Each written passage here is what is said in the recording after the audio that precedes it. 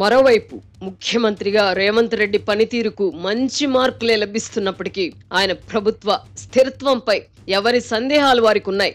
లోక్సభ ఎన్నికల తర్వాత పరిస్థితి ఎలా ఉండబోతుందన్న దానిపై ఎవరి అంచనాలు వారు వేసుకుంటున్నారు. బీఆర్ఎస్, బీజేపీ, మజ్లిస్ కు కలిపి 54 మంది శాసన సభ్యులున్నారు.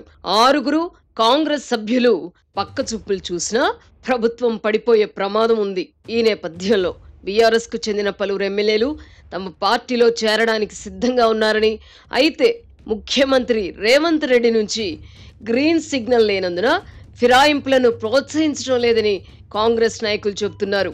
మరోవైపు కాంగ్రెస్ ఎమ్మెల్యేలు కూడా తమతో టచ్ లో ఉన్నారని, అదను చూసి దెబ్బ కొడతామని బీఆర్ఎస్ నాయకులు చెబుతున్నారు.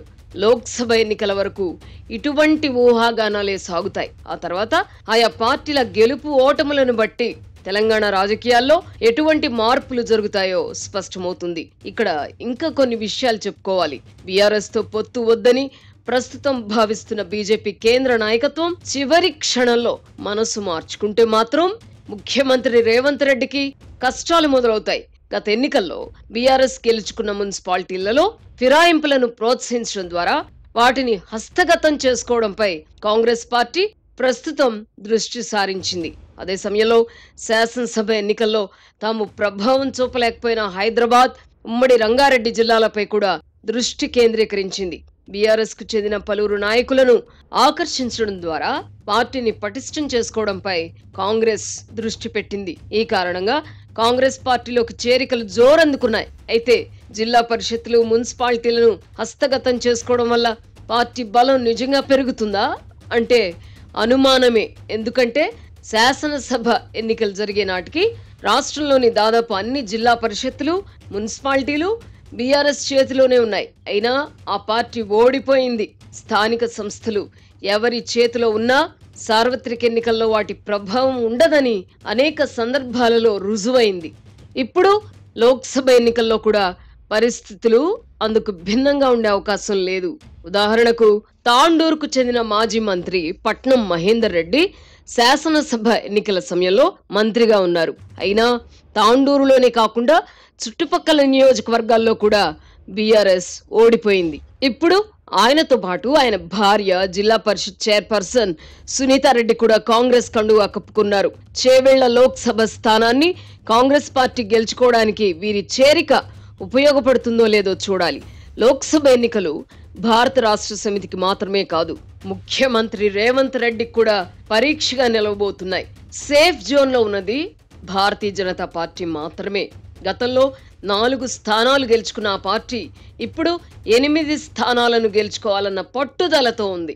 4 కంటే ఎన్ని ఎక్కువ వచ్చినా ఆ పార్టీకి బోనస్ గానే పరిగణించాలి. బీఆర్ఎస్ కు మాత్రమే ఈ ఎన్నికలు జీవన్ మరణ సమస్యగా కనిపిస్తున్నప్పటికీ ఎన్నికల అనంతరం కేంద్రంలో మళ్లీ నరేంద్ర మోదీ ప్రభుత్వం ఏర్పడితే ఎదురయ్యే సవాళ్లు రేవంత్ రెడ్డి ప్రభుత్వానికి కూడా కంటి మీద కునుకు లేకుండా చేస్తాయి.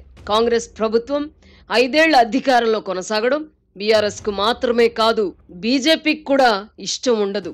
ఈ కారణంగా ఏమో గుర్రం ఎగరావచ్చు అన్నట్టుగా బీఆర్ఎస్, బీజేపీలు ఎన్నికల నాటికి చేతులు కలిపినా ఆశ్చర్యపోవాల్సింది లేదు.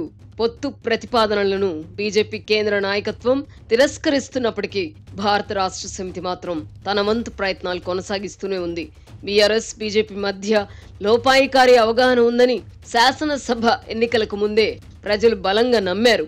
బీఆర్ఎస్ ఓటమికి అది కూడా ఒక కారణం. ఈ కారణంగా బీజేపీతో పొత్తు పెట్టుకోవడం వల్ల కొత్తగా వచ్చే నష్టం ఉండబోదని బీఆర్ఎస్ నాయకులు అభిప్రాయపడుతున్నారు. వారు ఆలోచిస్తున్నట్టు బీజేపీతో నిజంగా పొత్తు కుదిరితే ముఖ్యమంత్రి రేవంత్ రెడ్డికి ఇబ్బందే.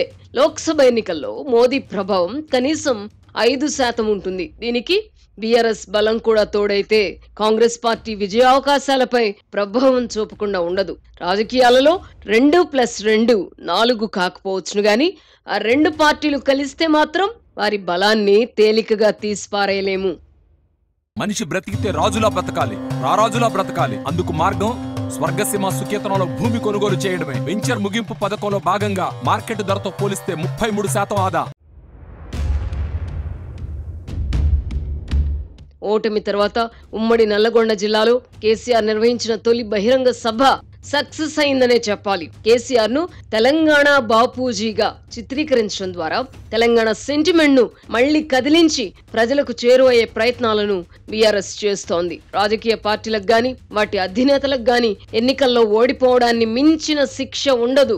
ఎన్నికల్లో ఓటమి తర్వాత గత ప్రభుత్వాల వైఫల్యాల గురించి ఎంతగా చెప్పినా ప్రజల చెవికెక్కదు. అధికారంలో ఉన్నవారి పనితీరునే ప్రజలు గమనిస్తారు. అధికారంలో ఉన్నప్పుడు నాటి ముఖ్యమంత్రి కేసీఆర్ ప్రస్తుత ముఖ్యమంత్రి రేవంత్ రెడ్డిని అనేక విధాలుగా వేధించారు. అందుకు ప్రతీకారం తీర్చుకోవాలని ఇప్పుడు రేవంత్ రెడ్డి భావిస్తే ఉపయోగం ఉండదు. రేవంత్ రెడ్డి ముఖ్యమంత్రి స్థాయికి ఎగబాకటానికి కేసీఆర్ అదే పనిగా వేధించడం కూడా ఒక కారణం.